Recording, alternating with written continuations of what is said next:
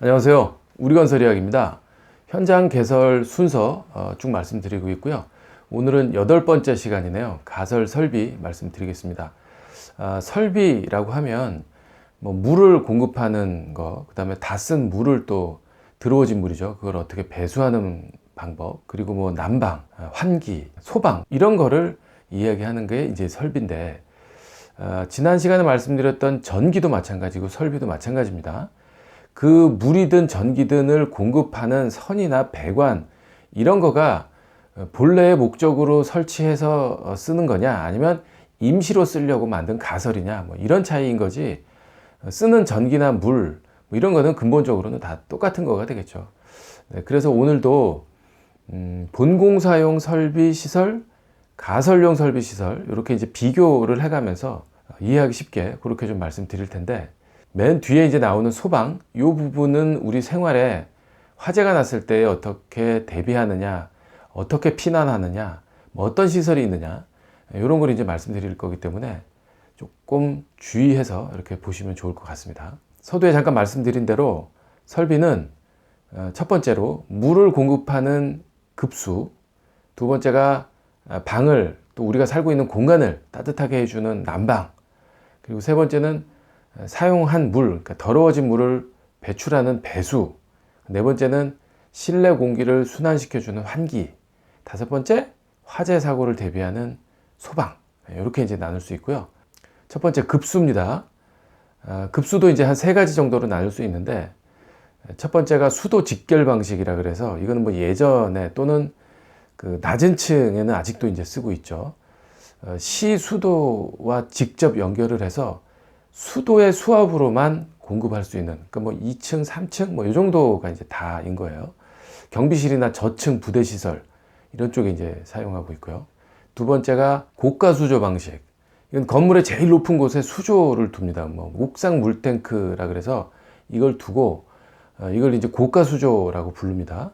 거기에 펌프로 물을 끌어올려서 옥상 물탱크에 물을 가득 채워 넣는 거예요. 그렇게 채워 놓고 그 물의 수압으로 물탱크보다 밑에 있는 각 세대들의 그 수압, 높이 차이에 의한 수압, 그걸로 물을 공급하는 그런 방식인데, 뒷장에서 이제 펌프 직송 방식이라는 방식, 이걸 이제 말씀드릴 테지만, 그 펌프 직송 방식의 펌프가 훨씬 성능이 더 좋은 겁니다. 그 펌프 직송 방식은 20층이고 30층이고 그대로 이제 쏴주는 그런 거니까, 요건 뭐 이제 상대적으로 펌프의 성능은 조금 떨어지니까 24시간 계속해서 이제 옥상에 물탱크를 채워줘야 되는 뭐 이제 이런 거죠. 그리고 여기서 꼭 하나 이제 빼먹지 말고 좀 아셔야 될 부분이 있는데, 이거죠. 이게 제 5회 아파트 최상층 사는데 불편한 집 따로 있다라고 제가 동영상에서 좀 말씀드린 내용인데, 이건 좀 꼭 다시 한번 좀 짚어보고 가고 싶습니다. 지금 보시는 대로 물탱크실 높이가 이제 8m 정도 돼요. 뭐 저 꼭대기까지 8m니까 실제로 조금 더 낮겠죠. 그럼 수압이 더 낮다는 얘기예요. 하여튼 8m라고 친다면 저 8m 위에 물탱크실이 있어요. 고가 수조가 있는 거예요. 저 고가 수조가 있고, 아까 뭐라 그랬습니까? 수조에 물을 채워서 그 수압은 물탱크와 밑에 층에서 쓰는 수도꼭지의 그 높이 차, 이 높이 차로 이제 수압이 결정된다 그랬잖아요. 이게 이제 10m 높이일 때 1.0kg per 제곱센티미터 이렇게 이제 나옵니다. 제곱센티미터의 관경에 1kg의 수압이 걸린다, 뭐 이런 어떤 뭐 좀 정량적인 지표예요. 요건 요 1.0이다. 요것만 이제 기억하시면 됩니다. 10m일 때 1.0이에요. 저 높이가 이제 물탱크 높이가 8m고, 그 밑에 층의 수도 꼭지는 뭐 조금 낮게 있을 거니까 뭐 넉넉하게 잡고 10m가 안 되겠지만 10m라고 본다면 1kg의 압력이 이제 잡히는 거다 이건데, 요즘은 아까 뒷장에서 말씀드릴 대로 요즘은 펌프로 바로 쏴준다 그랬어요. 그게 기준 압력이 2.5kg per 제곱센티미터예요. 그러니까 뭐 2배, 훨씬 3배보다도 약한 수압이 되는 거예요. 그러니까 결론은 뭐다? 예전에 지은 집 중에 저렇게 고가 수조 방식은 최상층뿐만 아니라 그 밑에 뭐 한 3, 4층까지도 2.5kg per 제곱센티미터의 압력이 훨씬 안 되는 거예요. 그러니까 이제 샤워 꼭지 틀어도 수압이 약해요. 뭐 각종 수도 꼭지에서 뭐 시원하게 물이 쫙쫙 부어져 나오지 못한다는 거죠. 저렇게 이제 고가 수조 방식이냐 아니냐 구분하는 것도 제가 좀 추가로 아까 그 말씀드렸던 동영상 편에서 설명드렸으니까 그건 지금 넘어가고요. 자, 그래서 요즘 많이 쓰는 세 번째 펌프 직송 방식. 요즘 대부분의 아파트 단지에서 이제 사용하는 방식이고, 옥상에 물탱크실이 있는 게 아니고요. 지하에 물탱크실이 있습니다. 지하에 물탱크실에 물을 받아서 그 옆에 펌프가 있는 거예요. 아주 성능이 좋은 펌프. 이 펌프를 설치해서 뭐 2층이고 10층이고 30층이고 40층이고 바로 펌프에서 바로 배관을 연결해서 펌프의 힘으로 물을 공급하는 그런 방식인 거죠. 자, 그렇게 되더라도 저층 세대에서는 압력이 너무 세고 고층 세대에서는 압력이 좀 약하고 뭐 이럴 거 아닙니까? 그래서 이걸 해결하기 위해서, 압력이 틀린 걸 해결하기 위해서 두 가지의 방법을 쓰고 있는데, 첫 번째가 저층 존을 따로 묶어서 저층용 배관이 별도로 가고요. 고층용은 고층용 배관이 또 따로 해서 얘는 고층으로만 가는 거예요. 엘리베이터 분리하듯이 저층용 엘리베이터, 고층용 엘리베이터 분리하듯이 배관 존을 그렇게 저층용 배관 따로 고층용 배관 따로 분리하는 거 하나. 두 번째, 세대 앞에 가마 밸브라고 하는 거를 둬요. 이 가마 밸브는 압력을 낮춰주는 밸브예요. 그래서 센 압력이 2.5kg보다 훨씬 더 센 압력으로 가서 세대 내에서 2.5kg의 압력으로만 들어가게끔 만들어 주는 거예요. 1층이고 40층이고 간에 다. 그래서 동일한 압력을 구현할 수 있는 그런 장치. 그러니까 전층의 전 세대가 다 수압의 센 정도가 동일하다라는 말씀이고요. 지금부터 본래 사용하는 시설과 임시로 사용하는 가설 시설 이렇게 뭐 비교를 해드릴 텐데, 지금 보시는 이 사진이 우리 현장에 설치해 놓은 물탱크실, 좀 아직 다 공사가 안 끝나서 저 위에 아직 배관이 연결되기 전 단계에서 제가 찍은 사진입니다. 물탱크실이고요. 본공사용 물탱크실이고요. 이게 현장 개설 순서 6회 때 보여드렸죠. 지하수 개발을 해서 저렇게 이제 임시로 파란 통 3통을 놓고 밤새도록 저렇게 꽉 채운다 뭐 이제 말씀드렸었어요. 이게 가설로 만든 물탱크고요. 그리고 지금 보시는 사진이 부스터 펌프, 아주 센 펌프, 본공사용 부스터 펌프입니다. 물탱크실 옆에 있다 그랬죠. 물탱크실 옆에다 둬서 아파트 단지 내에 전 세대에 다 물을 공급해 주는 펌프, 저런 게 있는 거고요. 이게 이제 또 6회 지하수 개발에서 보여드렸던 가설용 펌프. 뭐 아무리 가설이라 그래도 지상 1층에 있는 아까 그 파란 통에 받아든 물을 뭐 공사 중인 10층, 공사 중인 20층 이런 것까지 이제 쏴줘야 되잖아요. 그럼 그 압력을 걸어주는 그런 펌프가 이제 필요한 거죠. 그리고 또 제가 현장 공사 중에 물 쓸 일 많다라고 말씀드렸잖아요. 물 쓸 일 많기 때문에 저렇게 좀 성능이 좋은 펌프를 또 써야 됩니다. 자, 이제 펌프에서 모터까지는 말씀드렸고, 이제 각 세대로 가야 되잖아요. 세대로 가는 거는 각 세대로 물을 공급하기 위한 배관, 지금 보시는 사진이 이제 본공사용 배관입니다. 저 배관을 타고 물이 가는 건데, 물을 공급하는 선은 수평으로 가는 거예요. 어디로? 지하 주차장 천정을 타고 가는 거예요. 그래서 여러분들 관심 있게 보신 분들은 보셨을 텐데, 지하 주차장에 보면 뭐가 배관이 되게 많아요. 전기 배관도 있지만 저렇게 설비 배관, 뭐 소방용 배관, 설비용 배수 배관 뭐 되게 많습니다. 저거 지금 보시는 사진은 급수 배관인데, 저게 이제 각 동까지 여러 동들이 있을 거 아니에요. 1동, 2동, 11동, 뭐 19동 뭐 이렇게 다 있으면 그 각 동까지 지하 주차장 천정을 타고 저렇게 이제 수평으로 가는 거예요. 지하 주차장 천정에 배관을 설치해서 수평으로 그 동의 지하까지 간다. 가면서 이런 식으로 거미줄처럼 펌프실에서 각 동으로 향해 뻗어 있는데, 배관이 서로 이제 교차되기도 할 거 아닙니까? 그러면은 저렇게 이제 위로 꺾어졌다가 다시 제자리 높이까지 와서 이제 가기도 하고 뭐 그렇습니다.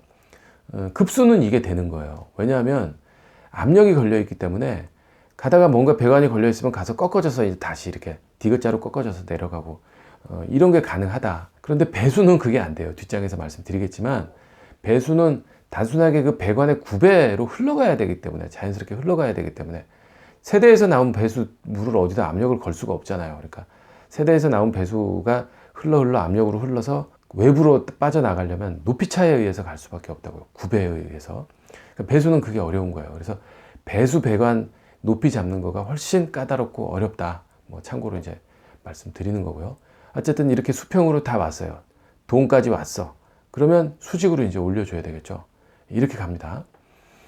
세대 현관문 열고 나오면 엘리베이터 홀이 있는데 그 엘리베이터 홀 좌측 우측에 저게 있어요. 수직으로 올라가는 배관이 있는데 저게 이제 평상시에는 철판으로 이제 문을 철판으로 이제 그 겉을 마감을 하기 때문에 저 배관이 보여질 수는 없는 거고, 지금 저는 이제 철판 마감하기 전에 일부러 가서 사진을 찍은 겁니다. 왜 왼쪽 사진은 배관이 두 개고 오른쪽은 한 가닥이냐? 왼쪽에는 저층부에서 찍은 거고요. 오른쪽은 고층에 올라가서 찍은 겁니다. 아까 배관이 별도로 따로 돼 있다 그랬잖아요. 저층에서 찍은 거는 저층부용 배관 하나 올라가는 거, 고층부용 배관 하나 올라가는 거가 따로 있는 거예요. 얘는 저기 위에 뭐 15층이든 20층이든 가서 거기서부터 이제 세대로 공급이 되는 거고, 고층은. 저층은 밑에 층에서 올라와서 밑에 층, 저층 부분만 공급을 해주는 라인이라서 저렇게 왼쪽은 두 가닥, 오른쪽은 한 가닥인 거예요. 예. 이 사진은 가설 전기 7회 때 보여드렸던 사진인데, 가설 설비 급수도 수평으로 가서 위층 세대까지 이제 수직으로 올라가는 것처럼 담장을 따라서 뭐 전선도 쭉 가는다고 말씀드렸잖아요. 물이 차 있는 급수 배관도 저렇게 있습니다. 급수 배관은 동파 방지를 위해서 저렇게 은색 보온재로 감싸고요. 저 안에 열선도 들어 있어요. 그래서 추운 날 물이 얼면 안 되니까 열선도 쭉 다 연결을 해놔서 얼지 않도록 그렇게 이제 되어져 있는 사진이고요. 수직으로는 어떻게 가느냐? 지금 보시는 사진이 이제 수도 꼭지 빼놓은 건데, 저 콘크리트 벽체 속에 가설로 설비 배관이 매입되어 있는 거예요. 그래가지고 외부로 저렇게 수도 꼭지만 빼놓고 매 층마다 저렇게 수도 꼭지를 빼낸 사진이에요. 저기서 이제 그 레버를 돌리면 물이 이제 나오는 거죠. 그래서 20층, 30층, 뭐 40층 이렇게 물을 공급을 하는 거예요. 수직으로. 조적, 방수, 뭐 미장, 물 쓰는 일이 많거든요. 시멘트 사용하는 공종은 다 물을 써야 되기 때문에 저기서 물을 이제 받아가지고 바켓에 통에 이제 받아서 가서 세대 내에 시멘트를 물을 섞어서 몰타를 이제 만들어서 쓰는 거죠. 본공사 수도 배관이 연결되고 나면 저거는 이제 끊어내는 거예요. 끊어내고 저 자리는 땜빵을 하기도 하고 뭐 그렇습니다. 저렇게 옹벽 속에 묻기도 하고 아니면은 그 계단실의 외부에 이제 쭉 노출시키기도 하고 뭐 그런 여러 가지 방법으로 수직으로 하여튼 물을 공급한다 라는 말씀이고요.